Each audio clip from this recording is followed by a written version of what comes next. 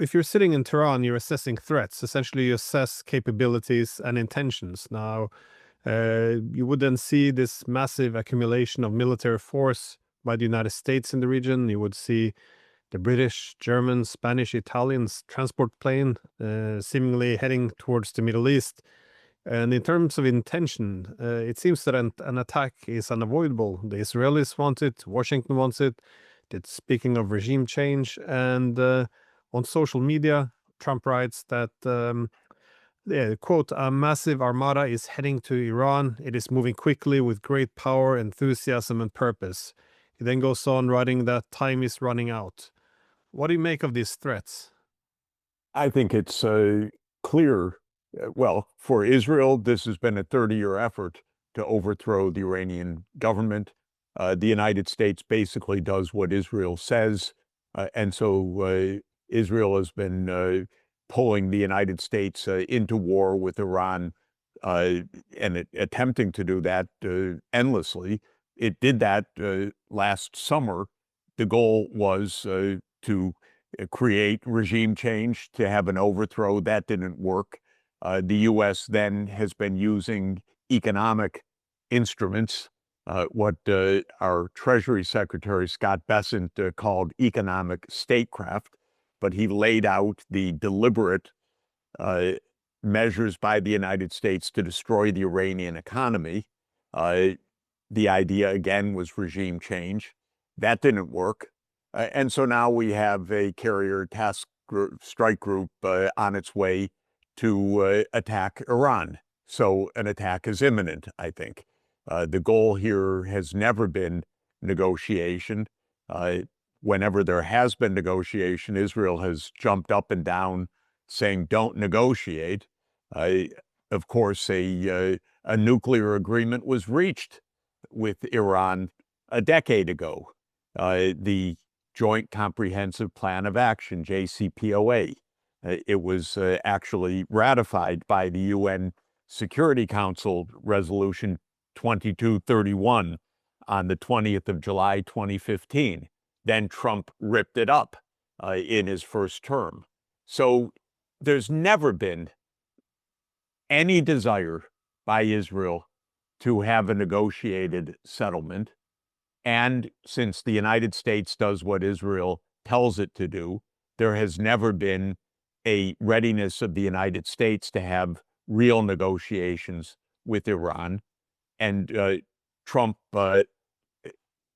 proved that again last summer, because we can recall that when Israel, with U.S. support, bombed Iran, which was on the 12th and 13th of June, 2025. That was 2 days before scheduled negotiations between the United States and Iran. So this whole idea that this is about Iran negotiating is phony. This is a regime change operation that's being carried out through hybrid warfare, meaning you try cyber warfare, you try street unrest, you try crushing the economy, and you try bombing, you try assassinations. They're trying in every which way to overthrow this government. And Trump, being Trump, blasts this out. That, well, if you don't do what we say, this is like Venezuela. What does it say? This fleet is ready, willing, and able to rapidly fulfill its mission with speed and violence if necessary. You know, it's pure thuggery. People should understand, under the UN Charter, which Trump's deputy chief of staff called a nicety. It happens to be the international law, not for the gangsters in the White House, but for the rest of humanity.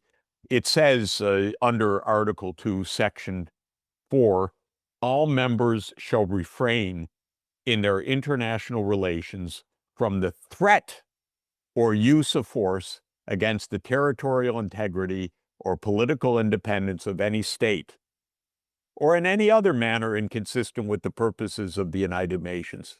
So this is where we are right now, Glenn. I think, of course, we just went through this with Venezuela.